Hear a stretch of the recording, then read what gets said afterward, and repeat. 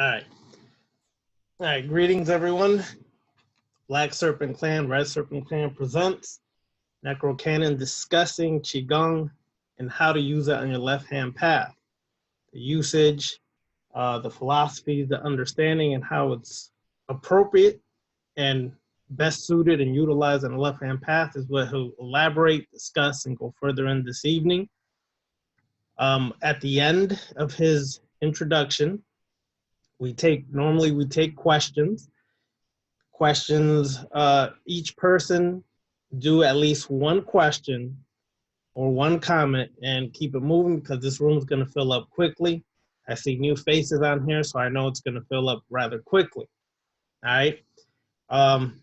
Let me just start off by, well, actually, Necrocannon, do your introduction and let's go forward from there. Well, everyone, for those that don't know, just attending the class, I'm Necrocannon. You can find me on my YouTube channel, The Necrocannon, so that way you can catch my videos, and on Instagram as well as Necrocannon. Basically, tonight is going to be about how you can utilize Qi-Gong on your work on the left-hand path, from it not only revitalizing your own energy in the morning times or throughout the day, as well how to allow you to have a mind, body, and spirit connection as well too, which is very critical on this path, because that is one of the things that you're doing is actually getting yourself situated, mind, body, and spirit, so you can actually master yourself as a whole.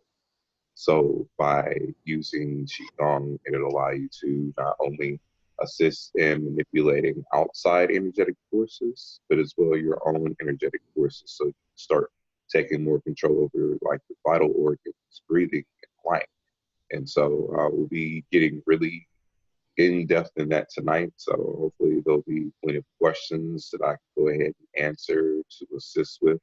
I can give a couple of references as well, so that way people can know how to do like the body movements and the like. And it might be a really interactive class this evening. To get in depth, I might have to actually stand up so that way I can show a couple of postures and the like that you will want to hold as you're doing your meditation to increase circulation of the energy and the what we call the upper, middle, and lower dantians, or the three energy centers within the body, which also correspond to the chakra points as well. But they're just the main energy centers to where you really feel energy in the body, projection wise, and where you feel it when it's coming in. So that's what I'll really be touching bases on tonight. Not just the Chinese medicine aspect of it, because that's one of the things that they use.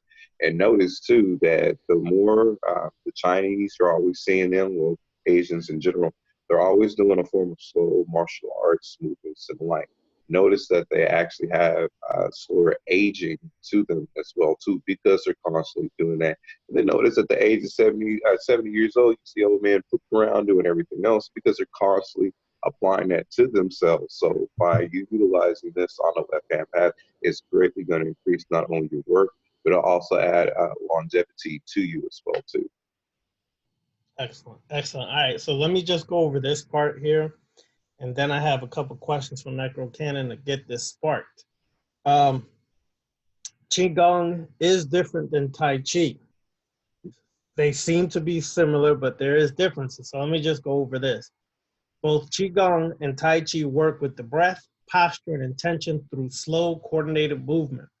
Both are internally focused and good for health, but here are some of the subtle differences.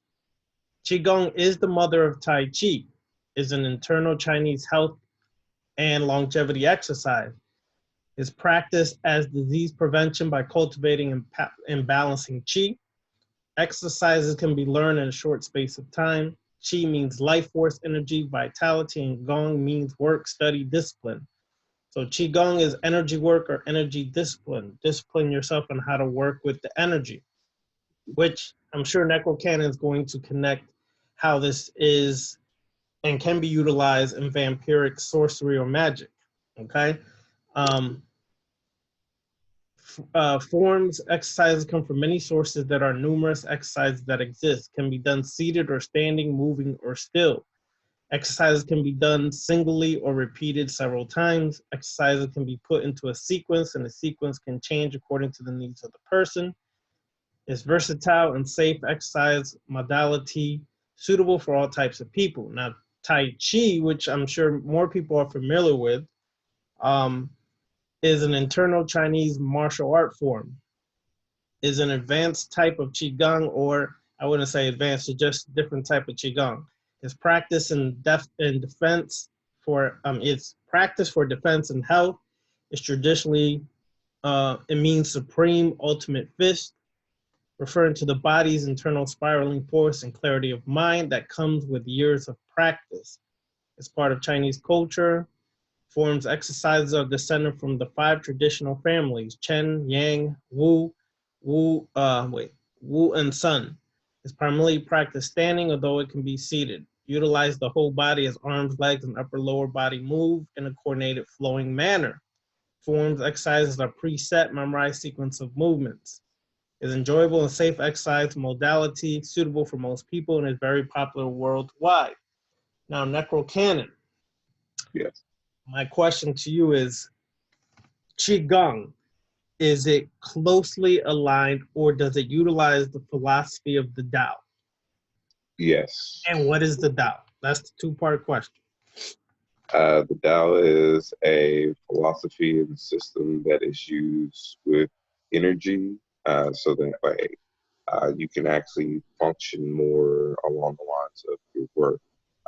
I need to go and get more in depth in regards to research potential for the Tao from my standpoint on it. But in regards to it, it's like you're using your mind in order to flow with your energy and essence, to control it more, to be able to, like I said, vitalize yourself, to have a fundamental understanding of not only breath and mind and control of force, but being all 3 of one, because there is no separate. There's nothing separate between those aspects. Once you do start to separate it, that's when you complicate things, and then that's when you're not able to get your work done. But from my aspect and understanding that it's what the Tao is. Now, if you would, you can give some insight in regards to the portion of your research in regards to the Tao to add to that. And in my areas of knowledge, that is the information for what I have at present. All right. Now, the Qi-Gong. Qi-Gong, how, basically give us your understanding of Qi-Gong and how to utilize it on our everyday path. Well, for me, not only, like I said, do I use it so that way I can keep my body like not only limber, I'm keeping energy circulating through my body. I'm able to tap into another entity's vital force in regards to it, since I can control my energy, and because our auric field is 9 feet out in diameter. That's why usually when somebody's 9 feet away from you, approximately, if they're concentrating their energy on you, look at them directly, like right at that person. They might look away, but notice how you have direct eye contact because of that energy that's being sent. So even from a distance, I can manipulate their energy that's within either individual chakra points or just in the upper, middle, and lower dantian as a whole. That actually helps me along my vampirism if I'm needing to either feed or, to add maybe an energy probe inside of an entity. So anytime that they're thinking a certain thought, they'll be sending energy to me because I'm connected to their biofield. That's also application of science that goes along with that.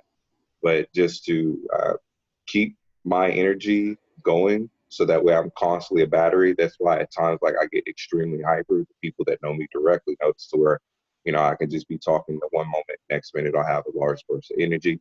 I'll start utilizing Qigong so that way I can cultivate it, and so that way I can ground myself at the same time. So that way I'm not just, expulsing and using it out. Then by also focusing it, that's where a lot of the Qigong masters as well notice to where they're able to project out their energy in a rough force. That is one of the other things that I'm learning to do myself personally, so that way I can actually project a heavy enough of vital force and energy by blocking another person's energy channel. Like you look past them, you don't actually look directly at them. But if you see them as a screen and you push your energy past them, your energy will naturally penetrate through their energy barrier or bioelectric field. And that's when you see they get force and falling back, and or even in a reference with Star Wars, because a lot of what the martial arts of what they're using is a style of Qi-Gong, just the advanced version. They're pushing and using their force against an individual. They even say so in their teachings. You look past the individual, you see them for the energy field of what they are, and not as that person, and yet you're able to control the force that flows through them.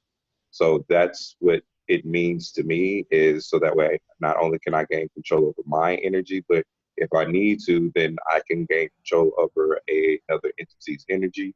I can feed, or I can even do healing if it's need to as well, because there's a multi-function with it. It's not just, you feeding on the individual, but to give them help, to clear out blockages, or, if you know how to transmute vital energy, then you can take the blockages that's in their body, transmute it to a positive energy within them, so that way that energy is able to flow. So with the different uses it's in it, like not only do I feed, but also give healing, and it also allows me to have a sense of mind, a sense of body, spirit, calmness. It allows me to be centered, always in the now. That way I'm focused on the task of what's at hand. Then that also allows me to go into deep meditation as well while I'm doing my body movements, working on my breathing techniques and the like. So it has a bunch of different benefits for it, actually. Excellent. All right. Show us what else did you want to do? You wanted to tell us the basics of Qigong, like the basic movements, basic steps, and how to incorporate that. Well, like in simple basic movements, like you said, you can do it like sitting down in the chair. It's just with you coordinating your mind and body, or if you're out, like I said, it'll be an interactive class. But like with your mind and body, you mainly want to take a stance, kind of like how they do in Kung Fu, to where you're sitting down. Like you're standing up, but you're sitting down in the same instance. Like rotating your hips so that way you're getting the ligaments. You got to keep your back straight while you're still sitting down, and move like this. Same as this is how women rotate their hips in order to move the hula hoops. They're actually using a form of Qigong. And notice that those same women that are actually able to do that, they have a lot of energy of what they're able to conduct, because that's one form of style. And or just with just general body movements, you want to take your time, slow breath movements. That way you're focused, breathing, and then you'll start feeling the energy go through your body. Your body will start to warm up to let you know that you have energy going through your meridians. By you focusing your energy on your breath, on your lower dantian or your solar plexus area, that allows for you to really focus all your energy throughout your body, because that is your solar plexus is the one connecting point for all nerves in the body. So by you focusing your energy there, focus on your breath and your breathing, it allows for your energy to amplify. And then that's usually like when animals start moving up, like my dog did, when your energy starts moving up, starts flowing off. So what I can really do is just like state that there's a bunch of different videos on YouTube that you guys are able to look at, and you can use. Like, you don't have to sit there. You don't necessarily have to have a teacher. You can actually sit there, watch their body movements. You can copy it. And the more that you get up, take 20 minutes to do it in a day, 10 minutes, then naturally it'll actually flow to you, because some of the movements I'm not going to be able to get on camera. So I'm going to have to wait really to do my segments of body movements and the like when my girlfriend gets here, because she's going to be recording me and helping me to do some things. So I'll actually be able to post me doing some movements. Hopefully she'll be able to do some movements as well, so that way we can show it that way. But I won't be able to do it here on the camera. But you just focus on your breathing. You focus on your body movements. Slow, gentle touches. You don't have to be moving all fast, but the slower that you are with it, not too slow, and the more that you're actually just focused on your breath, you're able to channel the energy. And then you focus on the areas of your body that you're moving to. Like if you're moving your leg one step forward, focus on the energy flowing through your leg to move. notice when you're getting ready to move as it is and you're sending that signal, just like, you know, at one time when you taught something on cancelization, for when you cancel the signal going down to your nerve endings to where you'll start to feel that charge build up, because the moment that you're thinking of moving, you're sending energy to your leg. So that is your first bit of awareness in regards to moving your energy in your body. Because when you're sending that signal down, and now that we put that within your subconscious, now anytime that you start moving different portions of your body, you'll start to be aware of that electric signal that'll go through, or the warm sensation that'll go through like your arm or your head, or even when you're starting to look through your eyes, now you'll start to feel that warm sensation going through it because you are aware of the energy moving. Versus, you know, beforehand you kind of were autonomous in regards to when we just get up, move around, and do everything else. But now that you're more aware of the energy that's flowing through your body, even when you're breathing, notice where you start feeling that warm sensation build up in your middle dantian, or your high heart center, is what they're saying in in the yoga practices. You'll start noticing to where that area is constantly warm. It's never going to be cold because you're always generating that energy.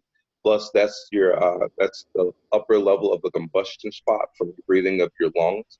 So that way, it's helping to pump energy as well too. And that's also where of course, the energy flows from the heart. So just when you're more aware of that, and when you get a chance to look at some videos and do the techniques, you'll be able to be more focused when you're projecting your energy out. Just like for us that are in the Vampyre class, now that you actually have this, and when you're needing to, you know, project out certain feeding techniques, and like, I won't go into detail here in regards to it, but when you're projecting out certain feeding techniques and like this, now you'll feel it more amplified for yourself, and it won't be more difficult, or it won't seem difficult if you were having troubles with doing certain things, because now you can actually feel your own vital force reaching out and connecting to that other entity, and then that's when you do the work. So hopefully once you have the Vampyre class, we can actually talk more in discussion of that, so I can get more details for it. But just as a vampire, as yourself, those that are like, this is key for you to understanding your own vital energy and start feeling it moving through your body. And then you consciously will start to move it through your body. You'll focus on your hands, and you focus on your energy that's being projected, like such as in the middle of your hands, or like in a lot of different animes, or even within a lot of the older martial arts videos. Notice there where they would always do like palm strikes, and they would say, I'm, you know, pushing my energy through there. And the hits that they would do, they're actually pushing their energy through them in order to make them fly. Or like even a reference with Dragon Ball Z, notice where a lot of the energy projectiles of what they're doing is from either the upper dantian, they'll do like mouth blast or psionic blast, middle dantian, which is to where they're shooting energy through their hands, cultivating larger shots because of the connection with the bioelectric fields that are here in your fingertips. Because, you know, if you know the occult anatomy of the body, certain size is electric, neutral, electromagnetic. That's where you're able to draw things to pick up from and discard as well within your hands. Or like with the technique that I was teaching on one of my previous videos, like you clap your hands and you rub them together like this for a moment, and then you start to feel the tingling sensation in your hands. When you move them apart, you'll notice to where it starts to be lessened. And the closer that you bring them together again, you'll notice to where the tingling sensation is starting to get built up. That's your actual energy being jumping between the two. So when you focus, like, and literally focus your intent and effort into a ball of energy in between them, and you start to tell it that you feel it dense, your energy will become dense because you're shaping it within your hands. And you can take that same energy ball, you know, of what you're creating, either for something offense, defense, feeding, or no, like whatever that you consciously shape your energy to, you can project it out to whatever, even into the atmosphere, and wind up creating a psychokinetic device where it accumulates solar energy, and then you start feeding off of that when you walk into an area. Like, you can project out the energy. Excellent. Excellent, brother. All right, so let me ask you this other question. Connect the dots to vampirism and energy feeding. Well, in regards to that, like I was saying earlier, you're connecting your energy source to theirs, basically, so that way you can feed off of them.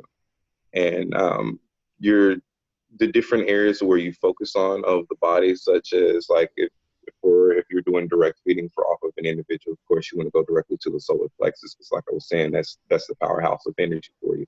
So when you focus on that area and you connect however you want to feed, whether it's, you see it in a burning format, or if you have a tube or likeness going from you to them, you'll be able to feed off of that energy, because that's the one thing of what you're going for, is the vital force of that, because that's what energy vampires go for. Psionic vampires, of course, they go directly for the psionic energy. That's why people are usually mentally fatigued.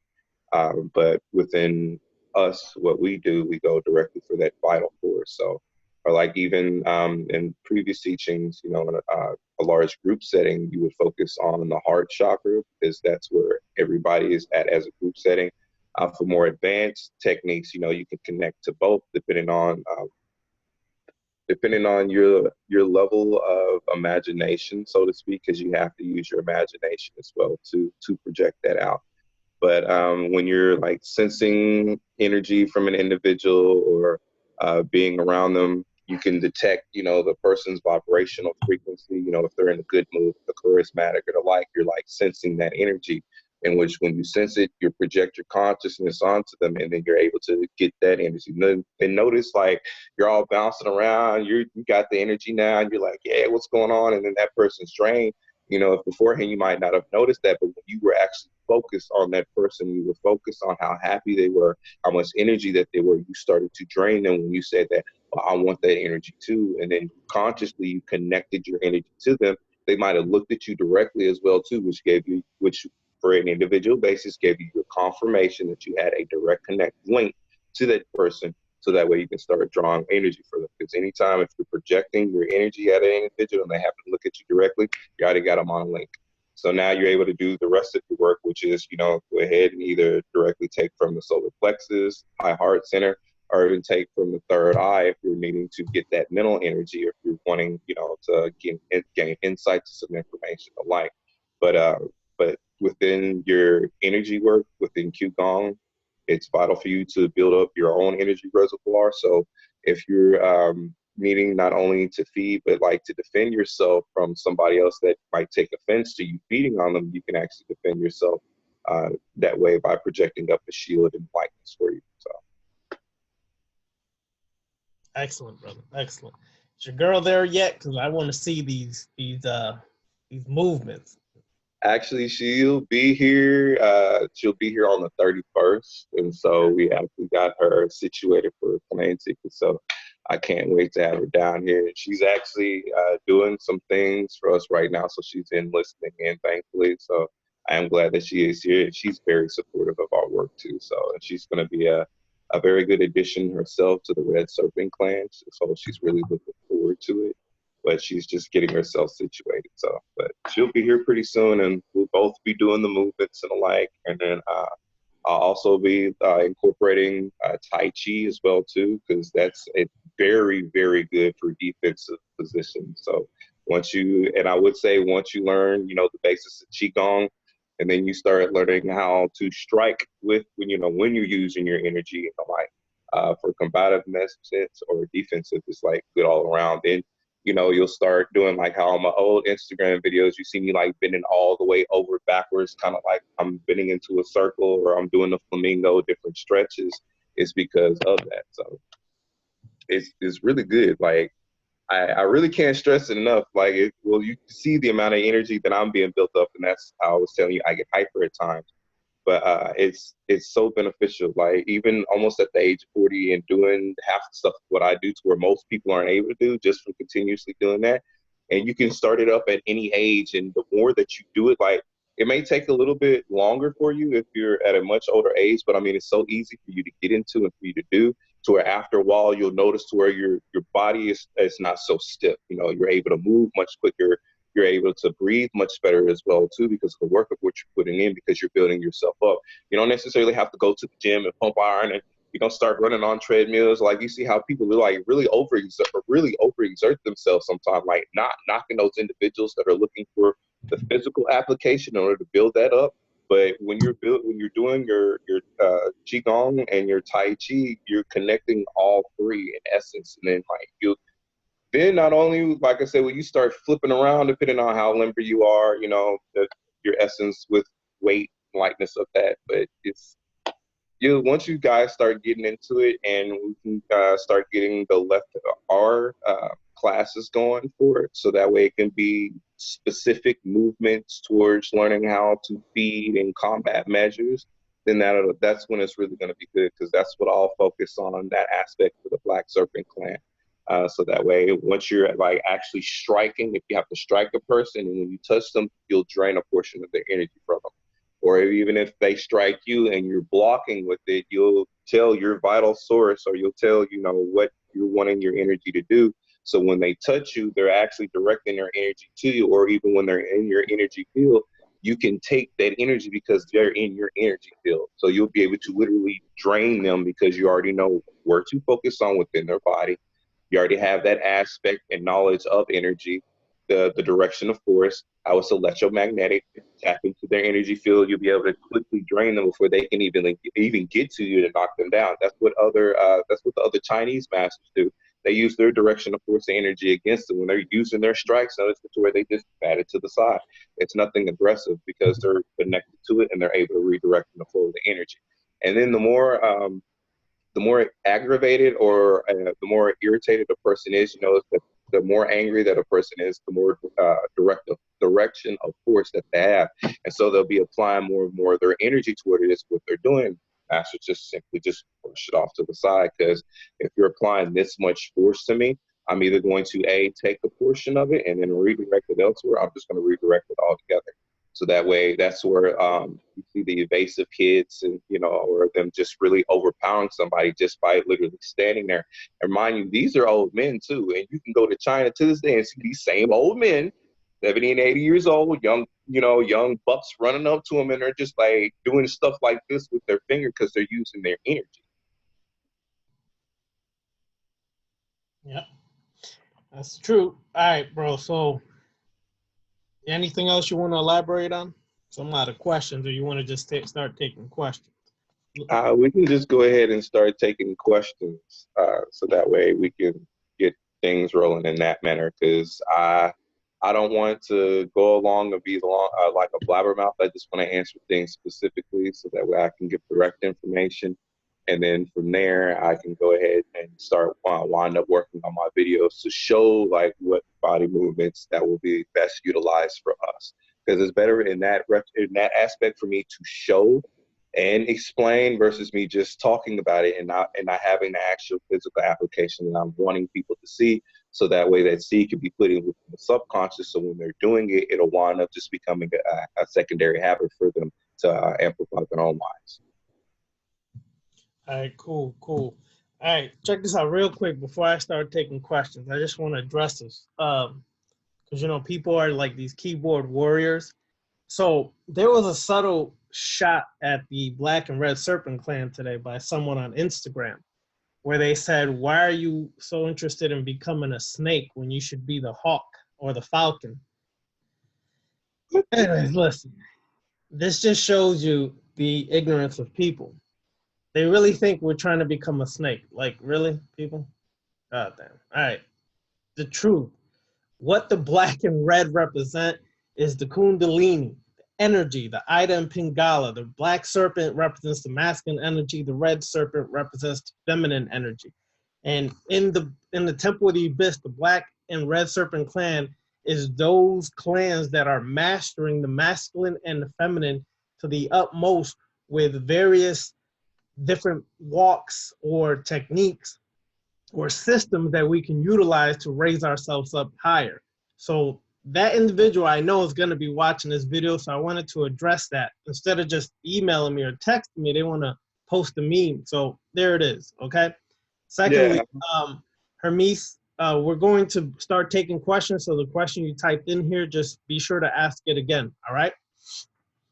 Hold on, before we do real quick, I just want to say, first off, why didn't they just ask for clarification if they were truly on the left-hand path versus just coming up with, you know, with that kind of thing? That would have been like, well, can I have some clarification on exactly what the Red and Black Serpent clan actually means? Second of all, they went directly to Fluffy Town if they're thinking that we're actually trying to become a snake. Like, I mean, even though, yeah, shape-shifting is something that's able to be done, but that's not the aspect of what we're doing. Third of all, if they would have been paying attention to anything of what we've been putting on there, and so that way individuals can actually master different aspects of their lives, and that's what we're wanting. That's what we're bringing to everybody, so that way they can actually master themselves, mind, body, and spirit, so that way they're able to utilize different techniques within their day-to-day lives, so that way they're not allowing the world to control them, so that way they're controlling themselves. So, and then four, you know, that just shows the level of ignorance of what they have, because they just couldn't ask a simple question. Like, multiple people have asked me questions plenty of times. I would give them the information, like, okay, thank you for the clarification. Something as simple as that. You're going to be on the left-hand path. Mind you, remember, you're supposed to ask questions. You're not supposed to be a right-hander and start saying, oh, well, it's this and this, and not actually know exactly what you're talking about. Like, stop doing that and grow up. That's all I have to say. Yeah, exactly. And I'm not quite sure their left-hand path. I think they're still fluffy path. But anyways, all right, let's start taking questions here. All right. Normally, let's see, where am I going to start? Let's start it off with, I'll save Demetrius towards the end. Let's start off with Gold Blood. Gold Blood, can you hear me? I can hear you. All right, Gold Blood, do you have a question for Necrocannon? No specific question.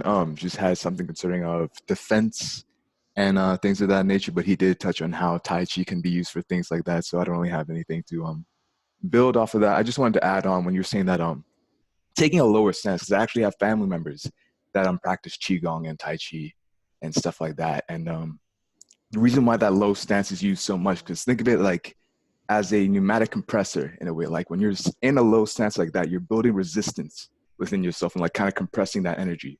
So when you're standing in a normal stance, like all that is like able to be released at a much faster pace, like using resistance bands when you're in the gym or something like that. So yeah, just want to add that in. Thank you. Appreciate that, brother. Thank you. Let's go to Lady Mystic. Hey, Lady Mystic. Hold on, I'm still trying to unmute her. Okay, there you go. Lady Mystic, how are you? Greetings. I'm very good, thank you. This is excellent.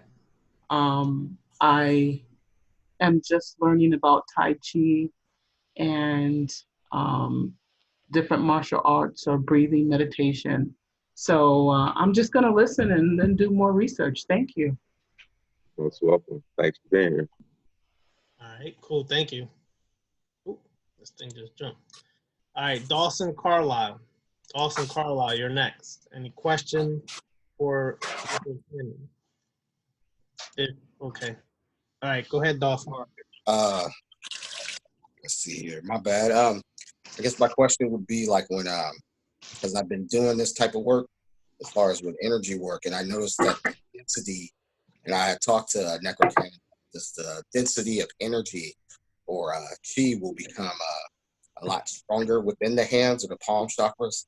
And I guess my question would be, and also with the heat that's coming from the hands, how do you increase that energy or make it where it's even stronger to move it? Focus of application for one, as well too, like I was saying, you would focus on your solar plexus, you would generate more energy from the area. Now as well, depending on how the strength of your own vital force and how healthy that you are too, because your health does play a very important factor in it. So if you're extremely healthy and you're able to consciously generate more energy, or if you're naturally hyper, you can utilize that in order to focus more energy within your hands. But the more that you practice doing it and the more that you're pushing your intent and you're actually pushing your energy into it, the more effective you'll get. Qigong masters out there able to, they continuously focus that energy through the forward hands where they're able to start fires and the like. You don't want to get to that. Well, you might want to get to that point depending on, you know, if you're wanting to start fires and the like, but just really focus. Anything I can say, the more energy that you're able to build up and constantly flow through your body, and the more control that you have over that, the more that you're able to push it, so that way you're able to get your effect. But it's just focused application. It's the only thing of what I can indicate for you. And just constantly doing your techniques, your movements, breathing on a daily basis, and then just telling yourself to where you are a walking battery of energy and you conduct more energy within inside of yourself. And as you're doing your work, you will naturally start to generate more energy inside of your body. And the more, you know, eating healthy laws and the likeness too.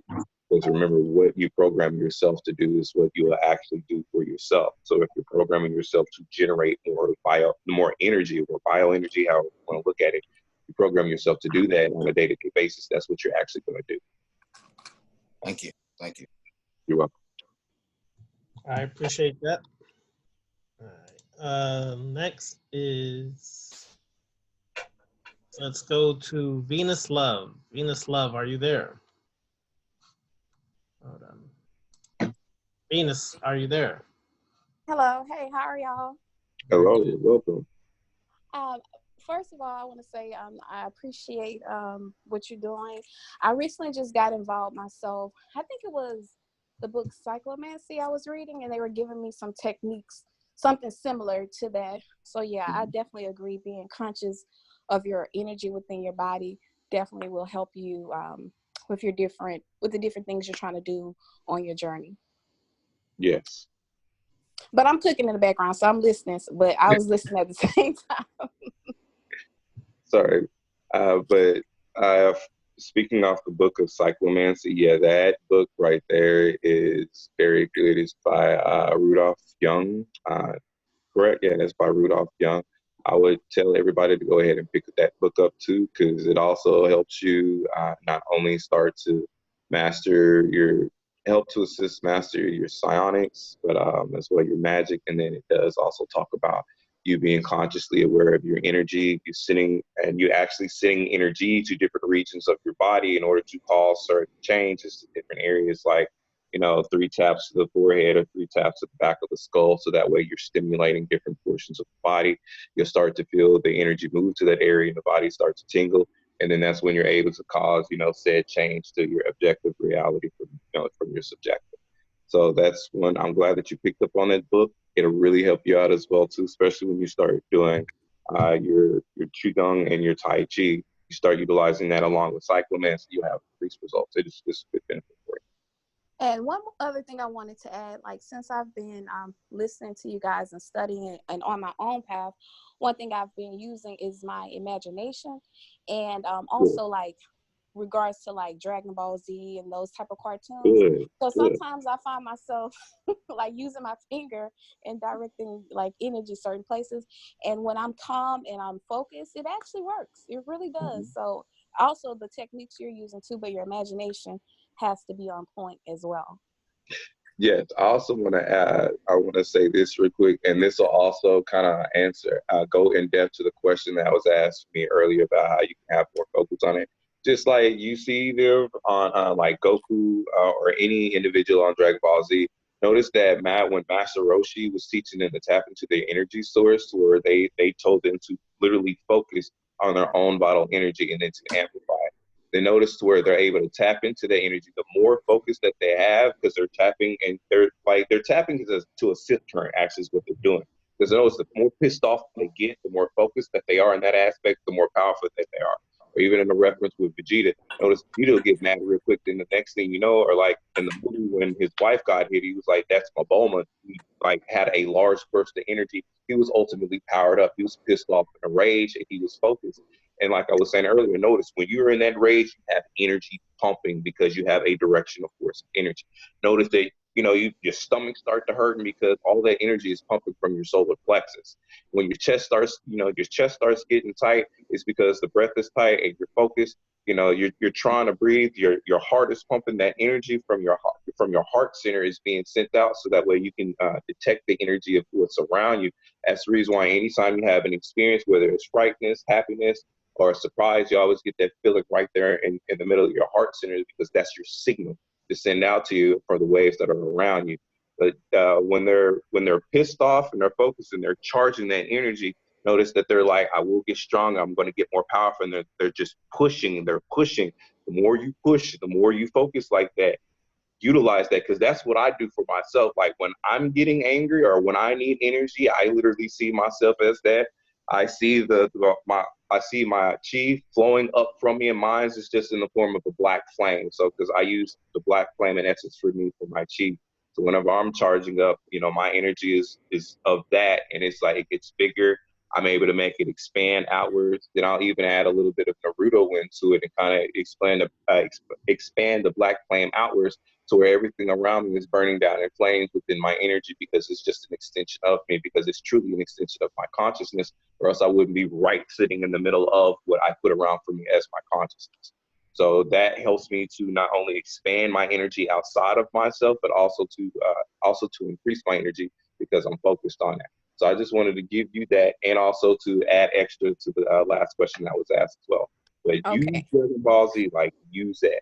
Use it. And one more thing I wanted to tell the ladies, as just a little tip, you can also use your yoni as well too, because it's a vortex. So you can send some energy out. It doesn't matter what type. You better believe they're gonna get it, especially if you power it up down there. Yep. That's all I got. Because that's directly connected to the root chakra and to the sacral center as a whole. So that's direct energy vortex there. That's why, man. Okay, let me not get off of that. Yeah, Bill. But okay, look, because that in itself, there, I'm gonna touch on that, because that in itself, that's the energy vortex. That's literally the creational womb. If you think about it, it is a black hole. Because notice, you know, it'll take that energy and suck right on in, and then notice to where like it can drain the vital force of a man directly, because the man is applying his energy there. I know. I know. She's all amped up, you know. Depending on, you know, how she feels about the man and everything else. No, she got a whole bunch of energy she's going here. You know, she might, you know, set something up, or you know, she might even want to go ahead and like, you know, fix something they need to do. So if they're like all drained out and everything else, but she's like literally drawing in that energy. And then notice like the chants and the mantras that she's doing at the same time, talking in the ear, saying different things, getting them all built up. And he's all excited and everything else, going, you know, nuts, and you know, that energy's just being drained out. So yeah, that's that. And from a distance, not just sexual experiences. Like even if you want to send a message to somebody, you can literally use that portal to send out those thought frequencies. But of course, you need to be, you know, balanced. Well, not balanced, but in harmony with yourself, and know what your focus is. Especially when you're angry, it's just like a gun. You can just start shooting, niggas up. I'm telling you. But you're right. Yes, you can use that not only just in a sexual sense, but you can focus on that vortex and that energy gate, because that's what it is. It is a gateway, and so you can send messages through that gateway, or you can receive messages through that same gateway as well too.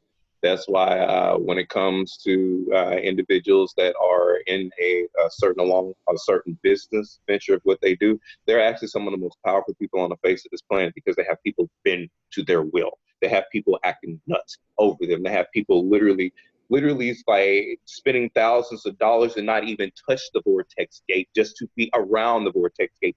That is how powerful it is, and it's been completely underestimated. Of course, people are looking at it within a negative sense, in order to keep people along a certain thought process, to keep certain people in power and other people not in power. But that is one of the most powerful dimensional gateways on the face of this planet. And that's why they like women to keep their legs closed. That's why they don't like women to wear panties. But I'm telling you, ladies, during the summertime, take them panties off. When you go somewhere, you're going to be felt. Your energy is going to be in the whole place. Most definitely. Let me just say this. In the immortal words of Demetrius Clark, that's called coochie magic. And right. In the immortal words of myself, in Spanish, that's called chocha magic. Yep. That's right. That's my favorite subject. There you go. There you go. Maybe one day Venus will have you come on here and actually title the class that you could teach and call it Coochie Magic for beginners. Okay. Okay. So let's do that. Let's do that for the future. Let's keep that in mind. All right. Okay, I'm gonna marinate on it. All right, marinate. All right. Thank you. All right, let's go to Smooth T. Smooth T. What's up, brother? Smooth T, you there? He might have stepped away from the phone. Maybe that coochie magic got to Smooth. Man, it's something. Come back smooth to Yo, you. yo, All right, Like, you there, bro? All right, you there? You there now? Go ahead, brother. the coochie magic work. Goddamn. There you go. There you go. Nah, but good show, good show. No questions though, no questions, man. All I right. just gotta get my studies up on this. All right. thanks Appreciate for it. being here, man. All right. Let's go to Robin Quarles. Robin, you're next. Can you hear me? I can hear you. All right. Cool. You have any questions for Necrocannon? I'm kind of just observing. It's my first time here. Okay. So, Cool. welcome aboard. Thank you for joining us. Thank you for inviting. Yep. You're welcome. All right. Let me go to 510-514-2545. Can you hear me? 510. Yeah, man. Yeah, man. I'm just I was invited to take a listen to you also. I'm just here for the knowledge, man. All right. Appreciate Thank it. All right, man. Mm-hmm. All right. Let's go to Hermes Access. You're next, bro. No, I'm just tuning in for the meantime. I mean, I've always, you know, had an interest, you know, within the Qi-Gong and all. But you know, just to, you know, be able to participate in a group, you know, that's also on it and applying it to this left-hand path, you know, I definitely appreciate being able to listen to that. But you know, I was, you know, one of the questions I was just, you know, asking that if any of, you know, anybody here has heard of Master Zhao, because I remember that when Necrocannon, he was speaking, you know, when people attain a certain level, you know, if you push it that far within the Qi-Gong, you know, just the fact, like, you know, they were, you know, machines hooked up, you know, that were really verifying, you know, the heat really stemming from this individual, you know. So, you know, I always found that as an interest, and, you know, just I wanted thoughts on, you know, what other people thought about that as well. But, you know, yeah, I'm just tuning in for the meantime and just appreciating the good talk here. All right. To touch up on that real quick, there is yes, I do know of him and a couple of other masters, such as I know one that he wasn't supposed to be on camera, but yet he still went ahead and he taught it, and he was teaching about the direction of energy and flow, to where you would actually be able to see his nerves move in his body as when he was projecting out the heat, and he's like burning up leaves, he's burning up newspapers and the like. And then I think that's the same one, actually, Master Zhou, if I'm not mistaken, or it could be another, but I think it might be the same one. I saw a video similar to that.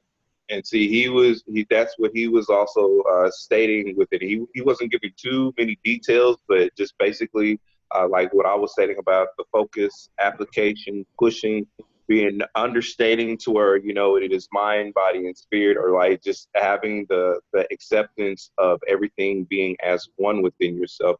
You're able to push that and then tell your chi what it is of what you want it to do, because it is programmable. And so he was telling his chi, you know, set this on fire, set this on fire. Push, being one with the paper, seeing it, you know, being the blaze, and the next thing you know, it started to be a blaze, because that's what he was projecting outwards.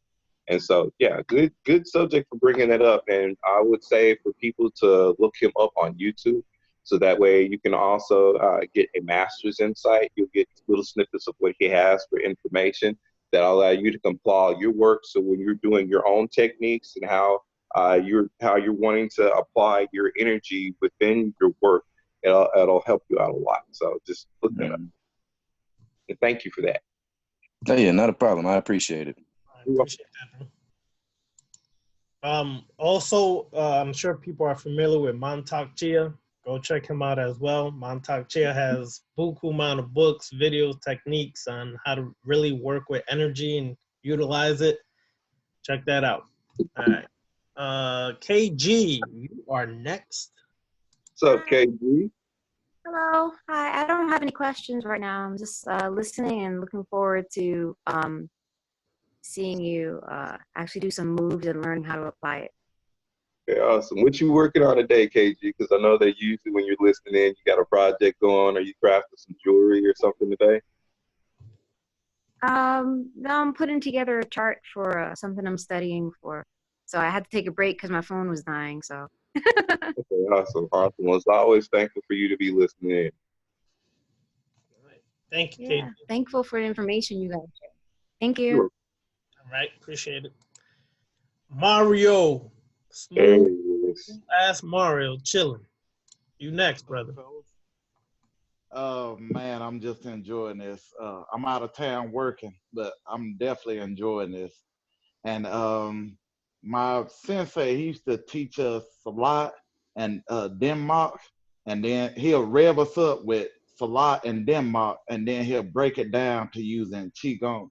He said he used to do that to get the rage going, to get our heart rate heated up, and then calm us down by using Qi-Gong. He said that way we can focus more, focus our energy. Yep. So yeah, I'm loving this. I'm definitely loving this. Good. And I had forgot about you. It's on the way. My wife's sending it finally, so everything is done. Good, brother. Good. I appreciate Yeah, that. bro. Thank you. Yes, sir. I'm loving this. I'm I- definitely loving this. And keep doing your thing, Necrocannon. Thank you, man. I appreciate it a lot. And you as well. Like, I can't wait to see your products and like, oh yeah, well, you got a chance to. Do you mind if I go ahead and talk a little bit on what you was stating to me earlier? Let me go ahead and put that out there, man, if you don't mind. About the t-shirts and stuff. Yeah, about t-shirts, man. He's coming Um, in. Go right on ahead. Yeah, man. Ravana Noon. I always make sure I contact him. Got some t-shirts, some deific mass t-shirts, and I also wanted to run it by Ravana Noon about some Black Serpent, Red Serpent clan t-shirts also. Go ahead, So brother. that's why I'm back.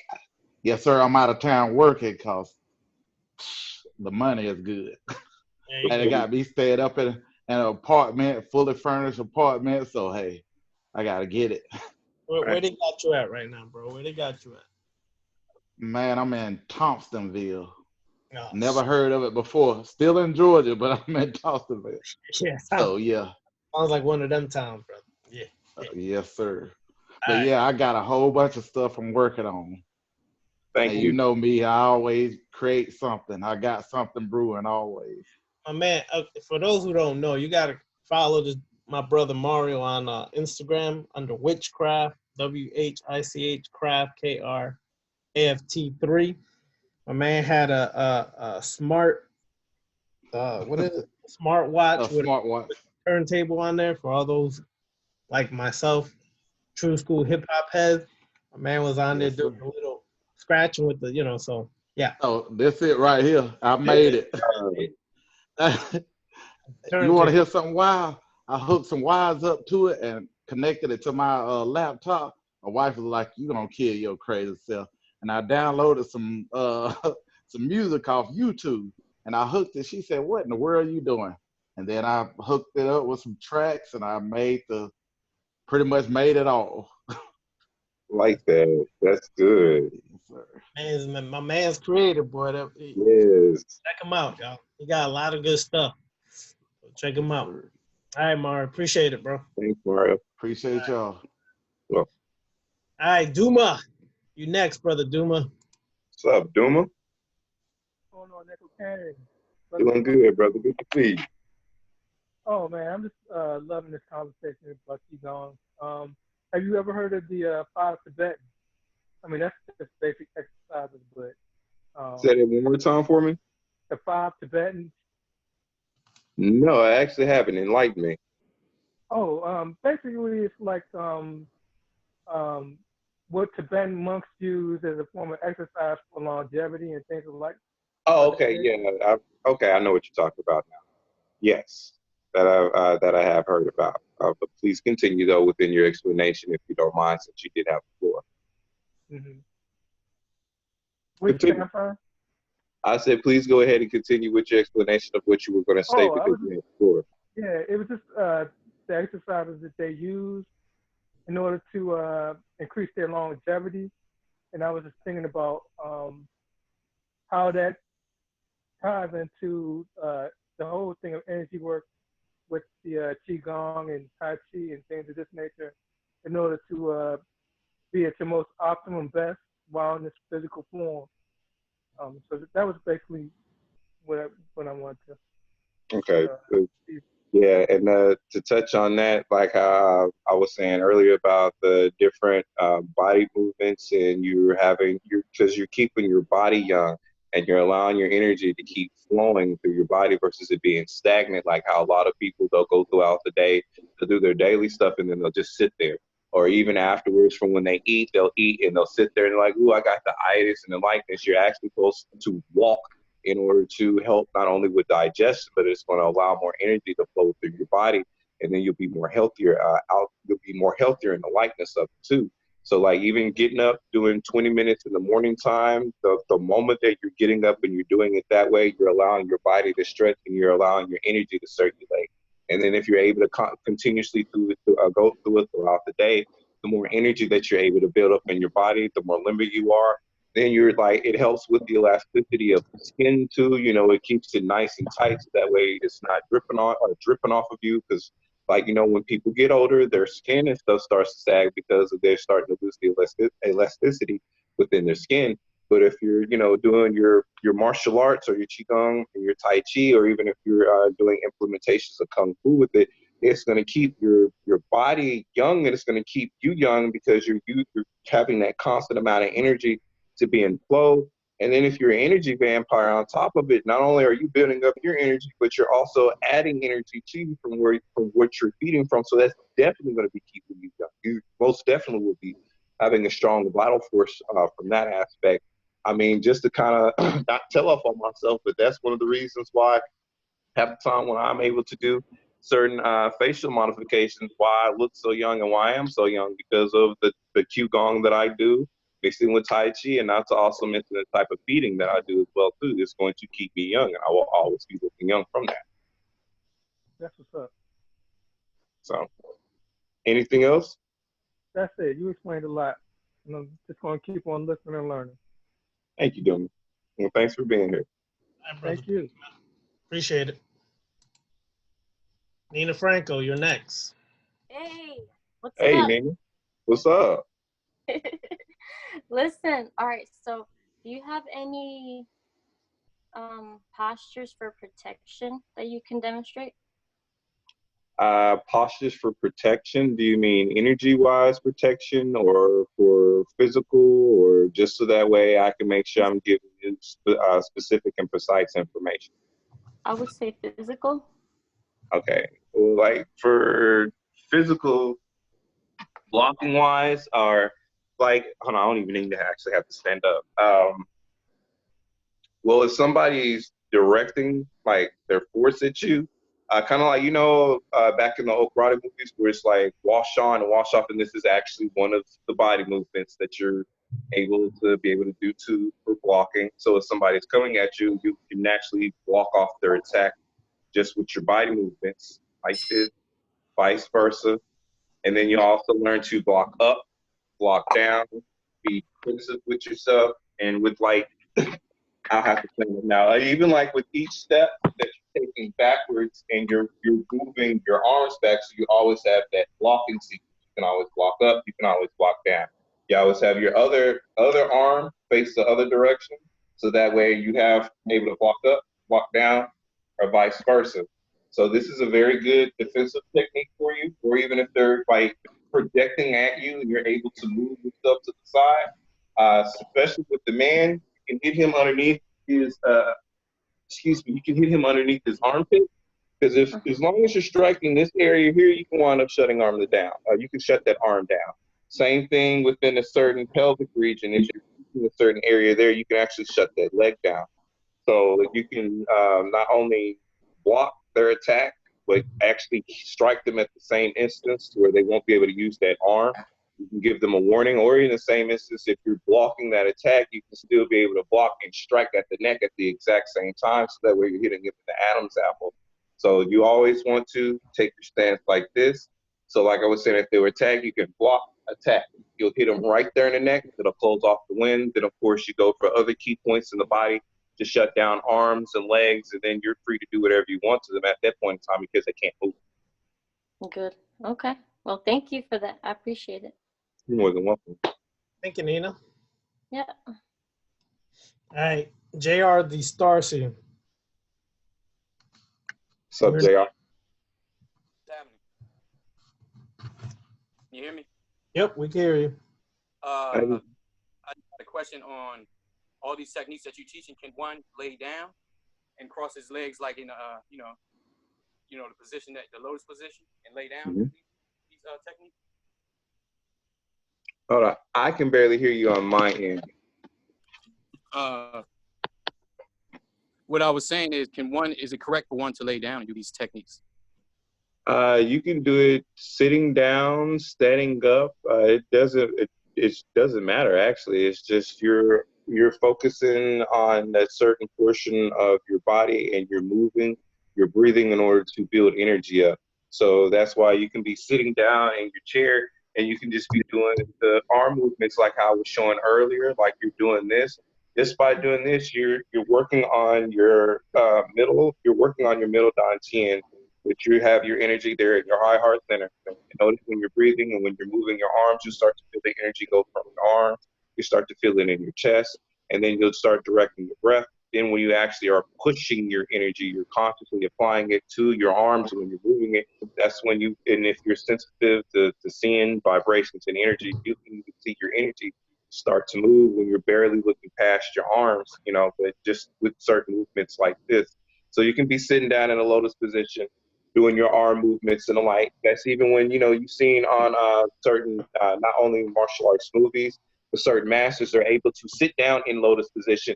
They're still able to strike, attack, and do their movements because they focus like that. So it doesn't matter what posture that you're utilizing for yourself, whether you're sitting down or whether you're standing up.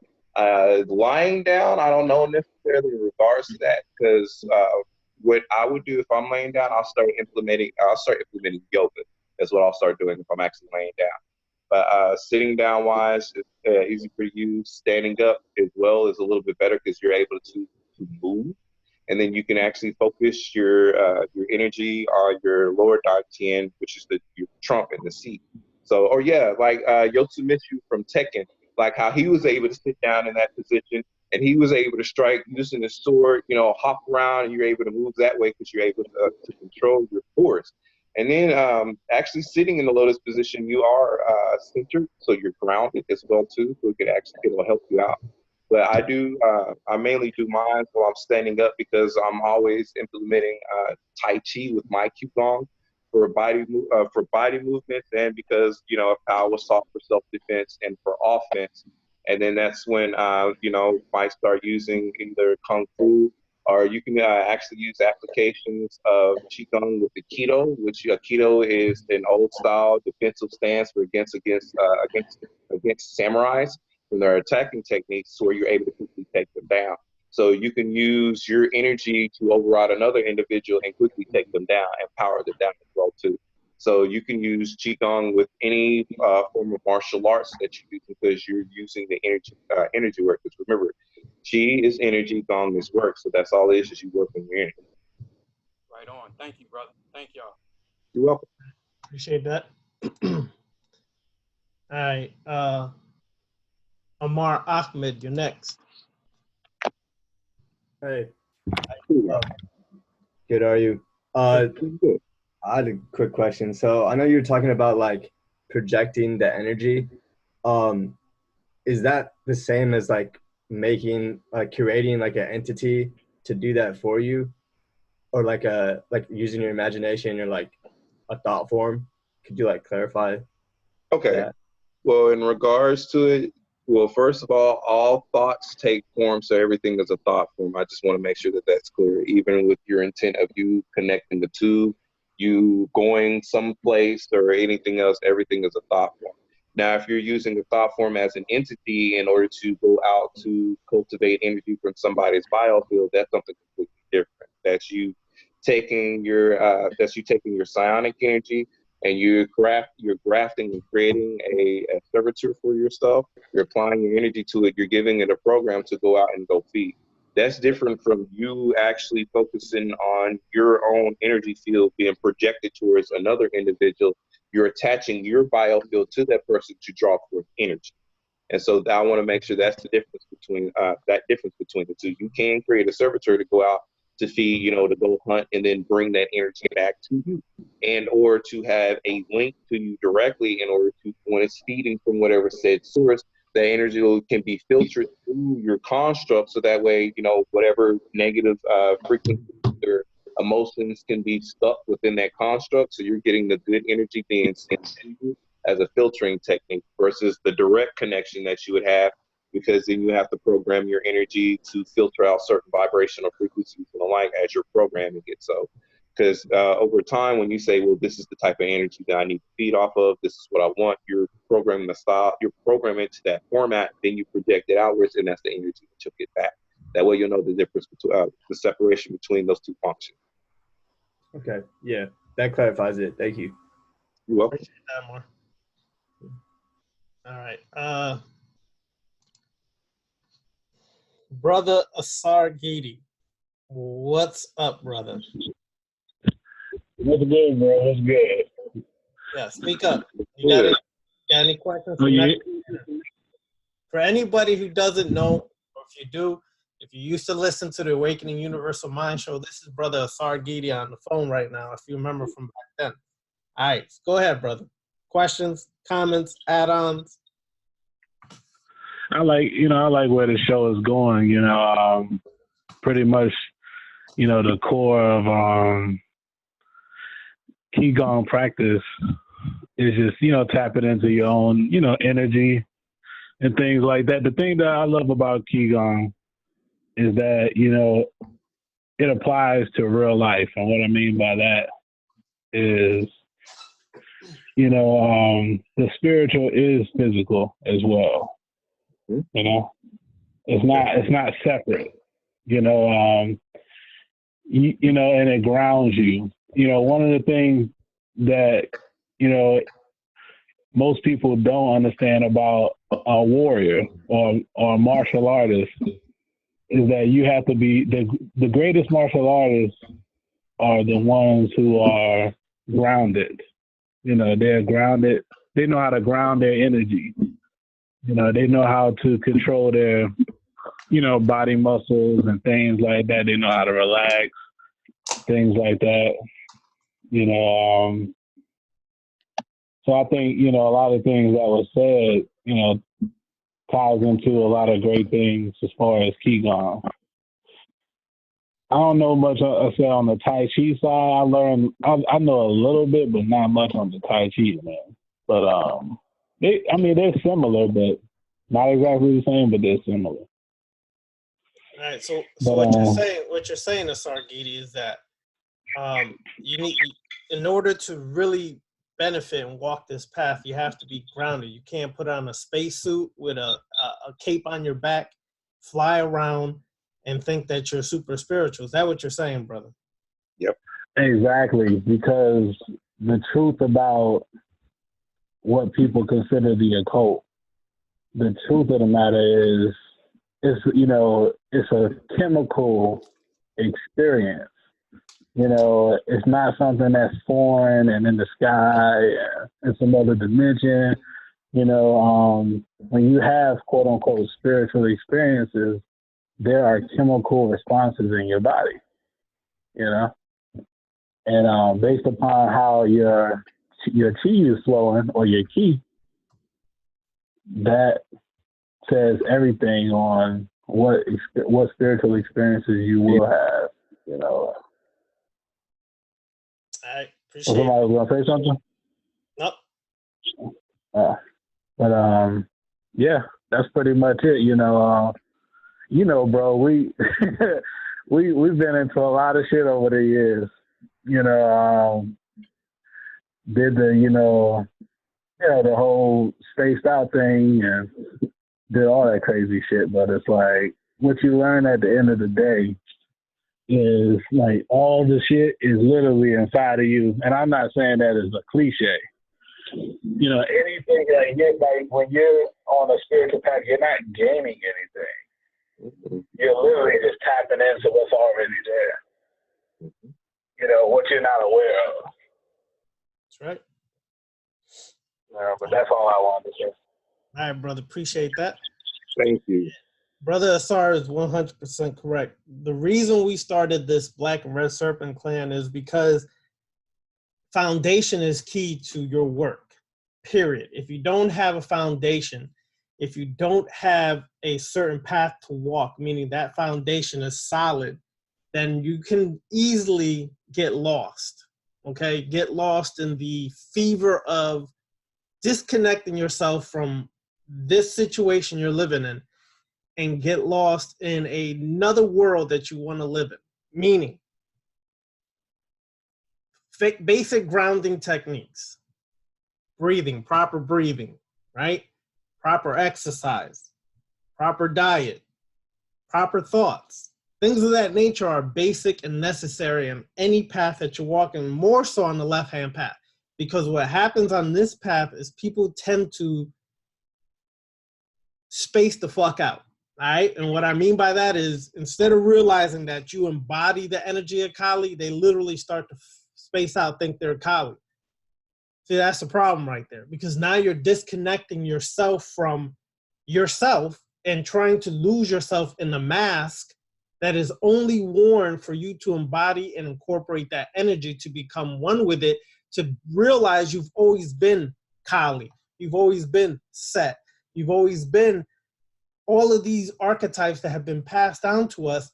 You lose yourself. So bringing out Necrocannon to discuss Qi-Gong is essential because it's part of the foundation that we're building for individuals as they look for direction on the left-hand path and not so much get lost in the left-hand path. Because people can start out with the proper intention of mastering themselves, and then the process end up going back to worship, going back to externalizing things, going back to putting things outside of themselves, and instead they lose sight of what their purpose was. So Qi-Gong, Tai-Chi, pranayama, and these various exercises, yoga, are all necessary for grounding yourself. Why do you think when you read left-hand path books, no matter how deep they go to the left-hand path, what are the basic techniques they always bring about? They always bring in techniques from Tai Chi, techniques from Kundalini yoga, from yoga, from pranayama. They always bring these techniques in because those are essential on your path. This is why we brought on Necrocannon, and all the classes going forward, we're going to start doing more of the foundation work. So as you walk your path, you have the foundation and you understand the foundation to be able to expand on your work so that you don't get trapped. Trust me, it's easy to get trapped. I don't walk this shit for over 30 years, and I done seen people start out and end up being the Joker and really think they're the Joker in real life and lose their goddamn rabid mind. Now, understand, it's an archetype, it's a symbol. You're not goddamn Joker, but it happens, okay? So we have to start bringing people back to more of a foundation so they get this. Because if you don't, what's going to happen is you will get stuck somewhere. And tendency of human beings when they get stuck is to run back to what they're comfortable with and not stay where they're uncomfortable.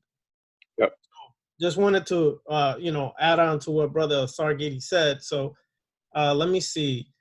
I'm going to take Goddess Waves and JG. I know JG showed up late, but he may have a question, so we'll see. But Goddess Waves, you're next. Hey. I wasn't able to make it for the beginning, so hopefully I can catch the recording because I know it was awesome. So looking forward to catching what I missed. All right. Cool. Appreciate that. All right, JG, I know you came in late, but is there anything you want to ask the brother about Qi-Gong? Go ahead. Oh, hold on. You good? Yeah. No, I came in mad late. I don't have no questions. All right, cool. So, all right, that's good.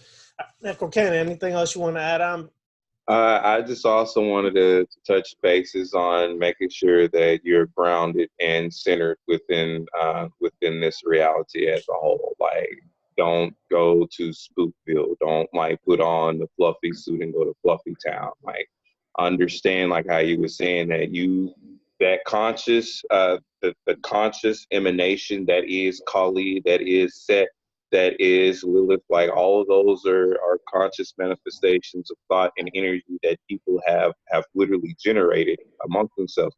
Do not lose yourself in that energy. You can lose yourself, because remember, what you put in your mind will come out in your actions, your words, and life. So if you really start to call yourself, well, I am Kali, or I am Haru, or I'm this, and it's like, no, you're not. You're wanting to, you might have that energy embedded in you, but ultimately you are yourself. Never lose yourself.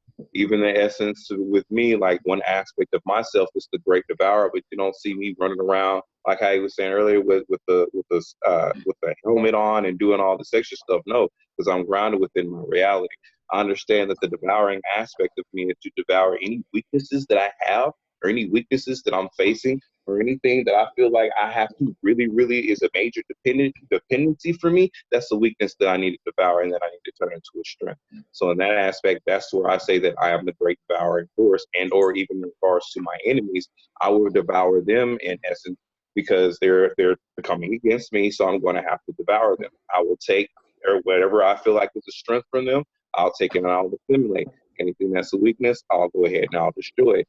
And so by utilizing Qi-Gong, Tai Chi aspects of Kung Fu and other martial arts as well too, that's really helped me to ground myself in this reality, to know that, you know, I still have to eat, I still have to breathe, I still, you know, I bleed blood and everything else. So that's what keeps me focused here while I'm, you know, increasing my magic, while I'm increasing my knowledge and the like. So it is very imperative that you stay grounded in your work, and that way you just don't start flying out there in the likeness. So I just wanted to add that to that portion. I also wanted to add, like I said, later on, I'll be doing my own videos in regards to Qi-Gong, Tai Chi. There's if I could find it, and what I'll probably do is just link it for my YouTube page. But like there is a certain workout that I even do in the morning times, where you start off with Tai Chi movements, such as moving the wrists like this, or making sure that you have your palms placed in the back of your neck, and you're stretching all the way back as far as you're able to go. You know, you're moving forward, or even with the when you're holding your core stance, you know, and you're moving your hips around, just like how women are doing, like a hula, projecting for the hula hoops and stuff like that. All that's to build up your core. It like releases tensions along your spine. Even like when you you're supposed to stand up straight, put your one foot out not too far, you rotate your foot this way, and then you do it the other way, and like you really switch up. You're using that application, you know, to warm up. Then that's when you get into the low or slow body movement, so that way you actually feel everything of what you're doing, versus just like, you know how some people try to do stuff really quick and they're like, oh, I built out, but then they're burnt out. They don't ever have any substance afterwards. But once you're doing your slow movements, you get your energy built up, like you feel alive afterwards, like your whole body is, well, from my experience, because everybody has their own, my experience, my whole body is on fire. I'm literally a walking flame within my mind. You know, I could touch something and it would literally melt. And that is how powerful and how strong my energy is. But that is how I see myself. Not thinking, oh, well, I can burn down this wall right now, you know, because then that would take me to Fluffy Town.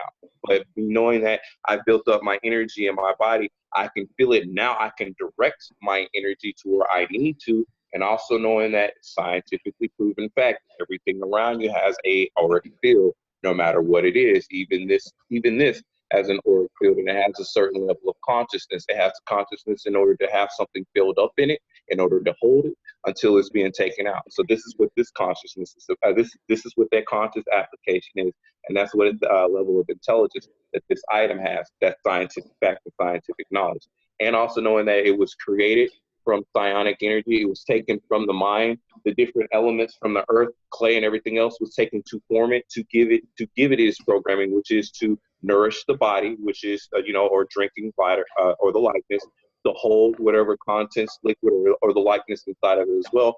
That's the level of consciousness that this has. So also to let you know, everything has a certain level of consciousness. Everything has a certain level of programming to apply to it.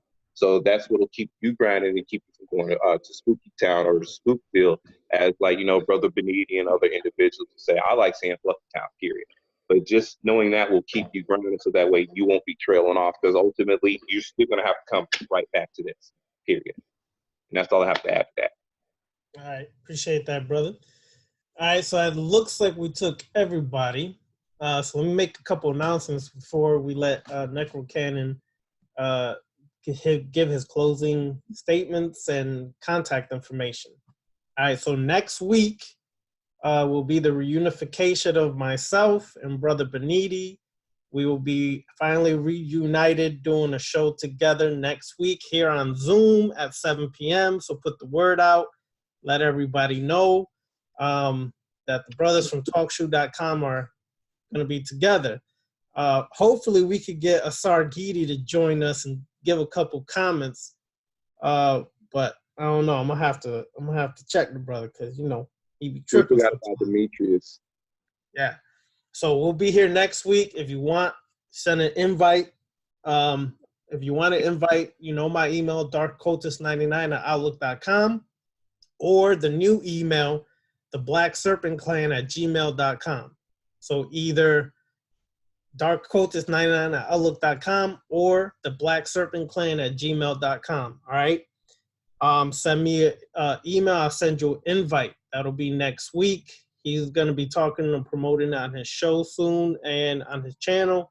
And I'm letting y'all know on this channel as well. So join us Sunday at 7 p.m. And the topic is the disease of the subjective realm or the subjective mind. Okay. So just stay tuned, because we're going to go in there. Now, and JG, you're 100% correct. When you use archetypes, it should be to further your shadow work. Let me just say this quickly. Your archetypes, the archetypes that you use or choose, are usually what you resonate with. So for example, from myself, I resonate a lot with Set. But no way, shape, form, or fashion do I think I'm Set and I walk around saying I'm the great Set. Okay? No, that's not gonna ever hear me say that. Right. What you have to understand, though, is when you work with an archetype, why you're attracted to a certain archetype is because you resonate with it, because there's something usually that you need to address within yourself that archetype represents. So, for example, let's say you are resonating with Oya or Oshun or whatever the case may be.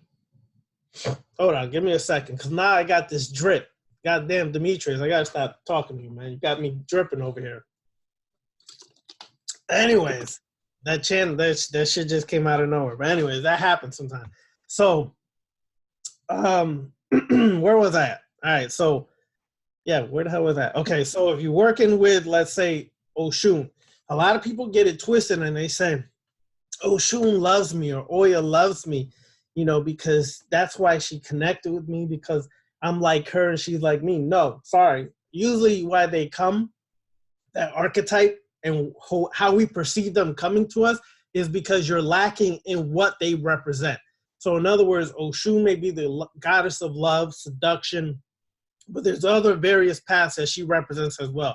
She could be the old hag by the river who's a strong, deep sorceress, okay? You may be lacking in certain of those qualities, so that's why usually you start to resonate with a certain archetype. It's not because you're them. It's because you are missing that within yourself that you need to develop.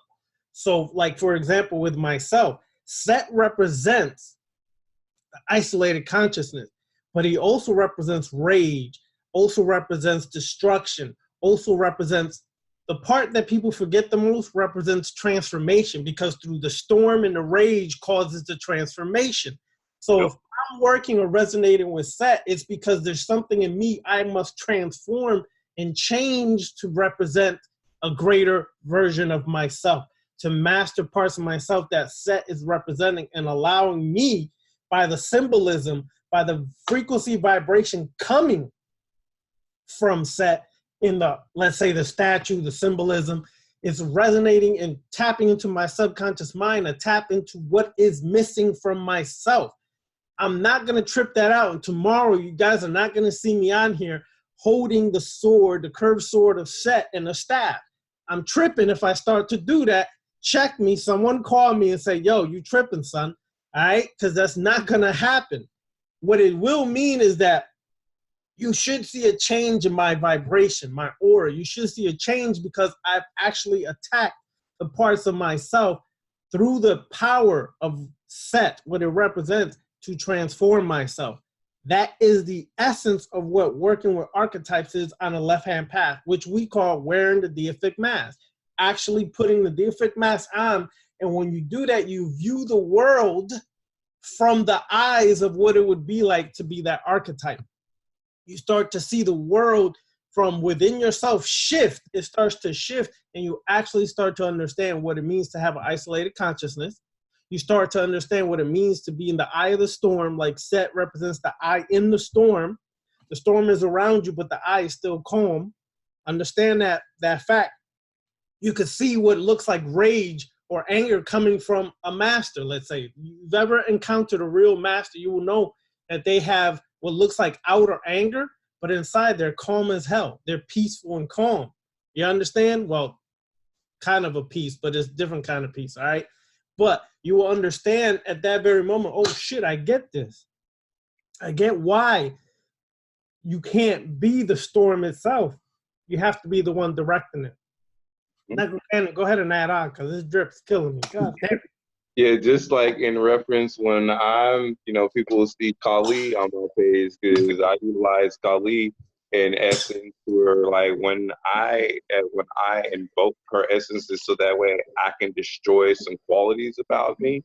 I can devour it because that's one of her aspects was devouring the demons, that demon portion, and then I can birth a new different realities for me. So the destruction of my old reality, like when I was going through my transition, Kali was with me most definitely. Like when I was doing my shadow work, I was utilizing that force and that archetype in order to destroy my old reality, which was no longer serving any purpose. I was able to literally take in the strengths of what I had learned from my old reality, looked at what weaknesses were there, and I was able to obliterate that. And then I was able to birth anew because, of course, she's attachment to, death and rebirth.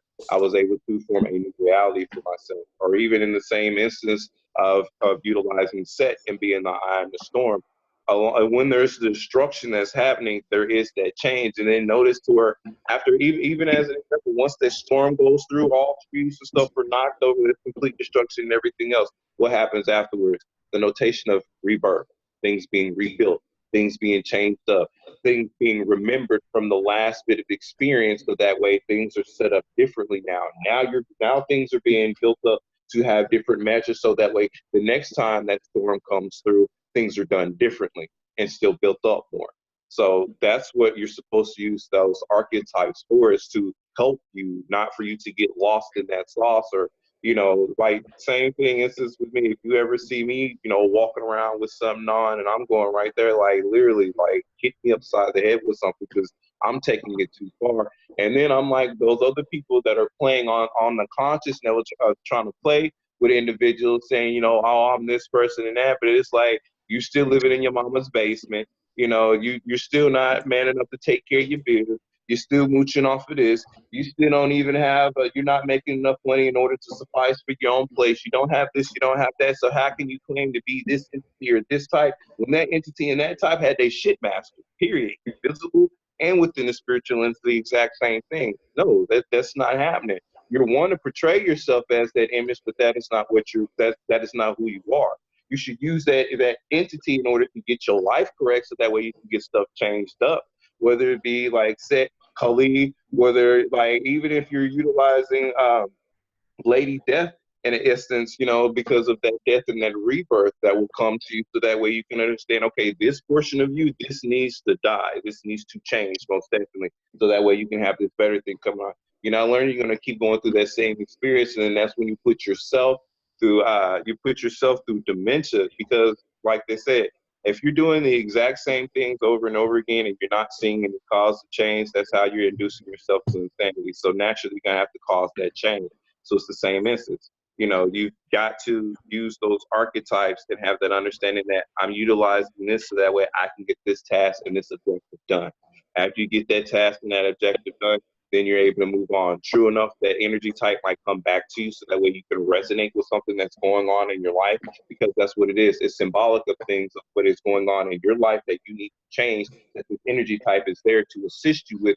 Then notice that once you actually do what's needed to be done, that work, that energy type usually dissipates from you, and then you're going off to something else.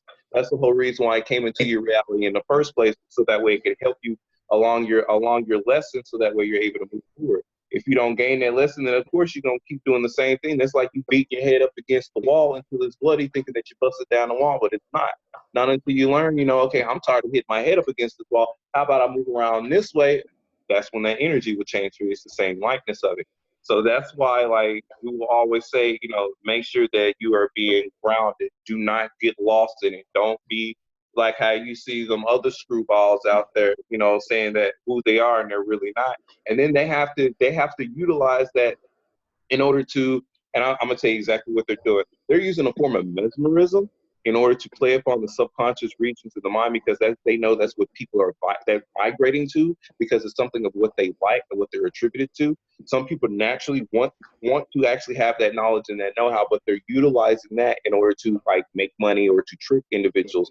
Then when you actually talk to them about some real knowledge, well, have you actively applied this within your life? What, you know, can you tell me about your experience of cause of change from when you was at this one point in your life to when you had this energy type to where you are now? Such as myself, to where I can tell you where I didn't have much of anything and I had complete and utter chaos. And it's like, what are you about to do in order to change? So I took that energy, looked at what I needed to change within inside of myself.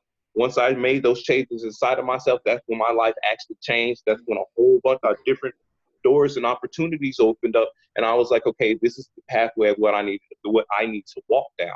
That's what you're supposed to use those archetypes for, whether it's, you know, like I said, to cause change within a business structure for yourself. You know, if you're not doing things right at your job, you know, change something about yourself. What is it about your job that you feel, or what you're projecting out in regards to your job that's not making you happy for you? Because it's your own thoughts that's making it to where you're not happy with your job. So you can take that aspect to say, well, I'm like this towards, you know, certain coworkers, and I shouldn't really, you know, you don't need to be that way because it's actively affecting you. And then you really don't have a reason why to be. You're just doing it for that. Destroy that portion about you. Devour that. Once you devour and you cause that change, of course, that change is ultimately going to be noticed outside of yourself. And then that's when different doors and opportunities will open up for you, because you actively allowed that change to happen.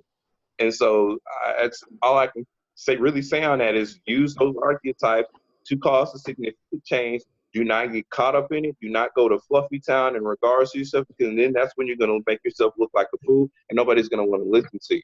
Like, there's too many people out there that's literally getting people on that space train, boarding them up, taking them out there to Mars and stuff, dropping them off and leaving them there without any air to breathe and everything else. And you're like, oh no, you'll be okay because I'm this person, so I said so. That's not how it goes. Like, that's basically leading a sheep to slaughter. You're getting yourself sheared, you're getting all your wool taken off, and then you're getting packaged to be somebody's dinner.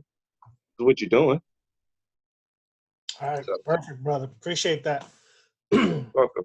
To close it off, give us your contact information and closing statement. All right, well, you can reach me most definitely on my Instagram, which is Necrocannon at Instagram. You guys can check out my page on YouTube, which is the Necrocannon. Are welcome to comment on my page as well. I do have a certain playlist on there for people to look at. One which is open for individuals, which is Lessons on Self-Mastery. It has a lot of different videos. I'm going to be placing mine on there, not only myself, but it also has videos from Brother Beniti and also Brother Ravon on there. So if you guys are wanting like specific set orders for videos, I would say look on that on my page. Like, that'll be your digital library for the lessons what you need in order to assist yourself.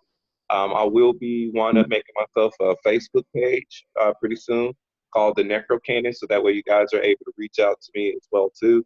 And then that way I can start posting more of the Black Serpent Clan information and the Red Serpent Clan on there. And then once my fire starter gets her information up, she'll be posting information about the Red Serpent Clan on there as well too. And I just wanted to say thank you for everybody that's here that joined in. Thanks for everybody that will be watching this in the future. Please, by all means, start looking into Qi-Gong, start looking into Tai-Chi, start taking 10, 20 minutes of your day, which is that long within the segment of your time, you know, in order to do that. So that way, eventually throughout your day, you'll wind up doing yoga when you're least expecting. You know, you're in the kitchen, you know, and you're cooking, and, you know, you're moving your wrists and you're moving your body because that's what you have, because you're naturally starting to generate more energy. So that's what I have to say. And I want to thank you, brother, most definitely, for having this platform built up and building this community, so that way we can really get together, because this is really what's needed for us, because a lot of us were at a loss in regards to things, and by us building this community and this clan, because we're not a family, because family means a household of slaves, and now one of us are slaves. We're all masters. That's the reason why we're a clan. Exactly. Appreciate that, brother. All right, everybody give thanks to Brother Necrocannon. Like I said, next week we'll be on here, myself, Brother Beniti.